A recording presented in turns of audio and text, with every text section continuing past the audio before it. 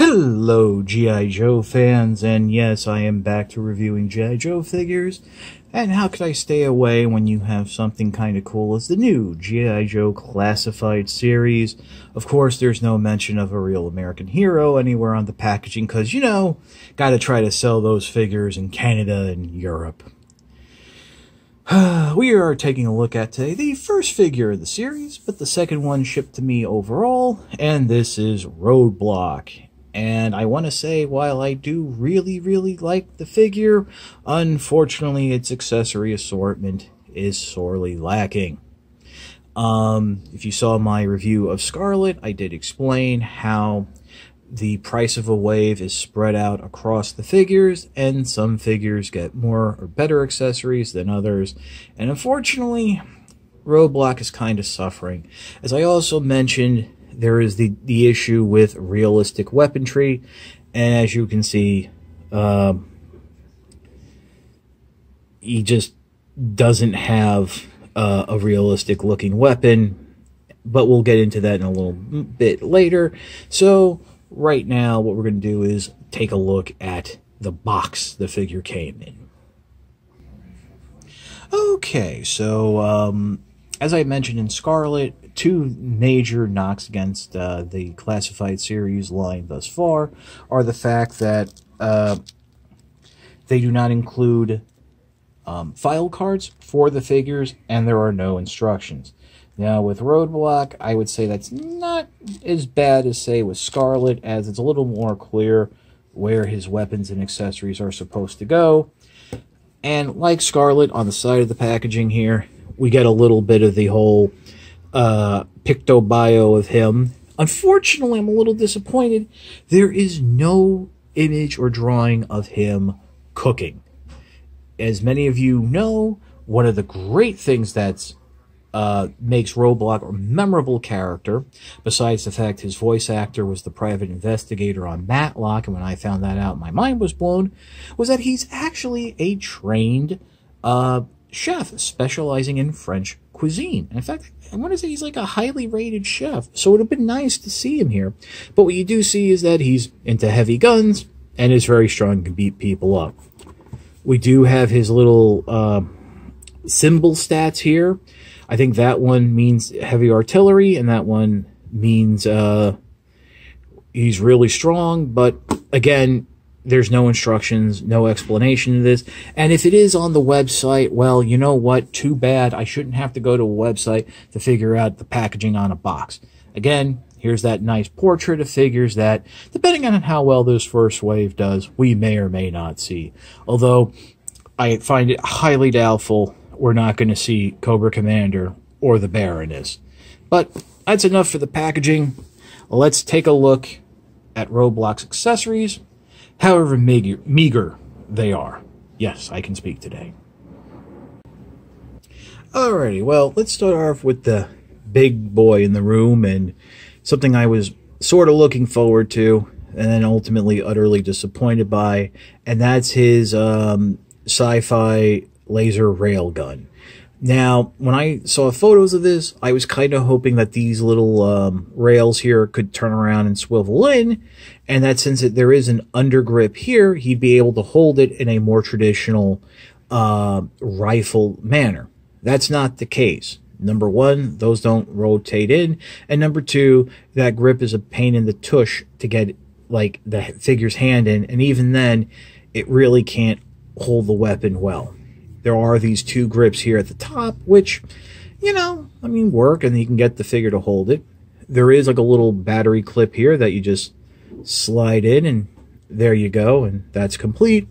And he does come with his, you know, standard military issue trench knife, which fits into the sheath on the vest. Actually, this is not a trench knife. I think this is a little bit closer to the K-bar. It's, you know, it would be a dagger, but, you know, it's multi-purpose, multifunctional. So, let's pause and take a look at Roadblock and in more detail and look at the articulation. Okay, let me just start off by saying Roadblock is a big, dense figure. There is a lot of heft to the plastic here. And I think that's in no small part that possibly when these figures were being designed was back when the People's Champion, if you smell what I'm cooking, was going to be the regular visage of Roadblock. You can also see that there's a tattoo here on Roadblock's arm, something that the character never had before as far as I can remember. It's of a lion of sorts. At least that's what it looks like. It's kind of hard for me to see, and I'm sure it's kind of hard for you to see. While I'm looking here in person, it's even hard for me to see. But anyway, it's using a nice big buck, so hopefully down the line we will see this reused for some of the more muscular G.I. Joes. Although off the top of my head, it's really, you got to get into the later 80s before you get to some of those figures. This is, I feel, a combination of the version 1 and version 2 Roadblock. Version 1 had like the green tank top and khakis, whereas version 2 had a more full vest, but was done in all in white. So you got the vest, but it's done in khaki. And also, as with Scarlet, you do see that golden yellow armoring throughout.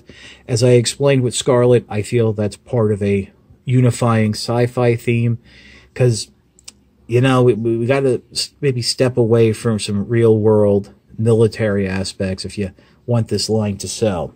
You know, got to make the soccer moms happy. Now, Roadblock does feature the same type of head articulation as Scarlet. The problem is, and I'll pop his head off to show you, I have a very hard time with this joint here moving, as it just feels that the paint is stuck, and I really don't want to push it. I don't want to stress it, but with the head off, you can see that lower neck hinge for the rotation that works with the head, head on the ball joint, but you do get that wide range of movement. Again, universal joints at the shoulder, bicep swivel, double jointed elbows, rotation at the wrist, and this wrist goes in and out. In fact, both of them do. Now, one thing that this figure has that Scarlet did not have is an armpit joint. It's very slight. If you're familiar with Marvel Legends, they've been using this a lot. It helps with to get closer posing with the arms and closer into the chest. This will help. This actually helps a lot, having him hold that giant honking gun. I do feel that he has the same diaphragm and waist joint as Scarlet does, but the vest here does limit it. By the way, there's the sheath for the knife. Coming down to the waist, he does have dropping hips, but they really don't move that far, so it's barely noticeable. But yes, he does have the same articulation, double jointed knees, calf rotation, forward and back foot rotation, and ankle pivot. So he is articulated. The vest does limit some of the articulation in the chest, and just my roll of the dice getting the figure, there is some limitation in the articulation in the head. So we'll pause, and I'll come back with my final thoughts. Alright, so I did get Roadblock in a little bit of an action pose, and you know, you can do that with the weapon. And like I said, the double joints, the armpit joint really does help holding this weapon. Fortunately, the weapon just really stinks. It's not a lot of fun. You are very limited when holding it in terms of positioning and poses you can do with Roadblock.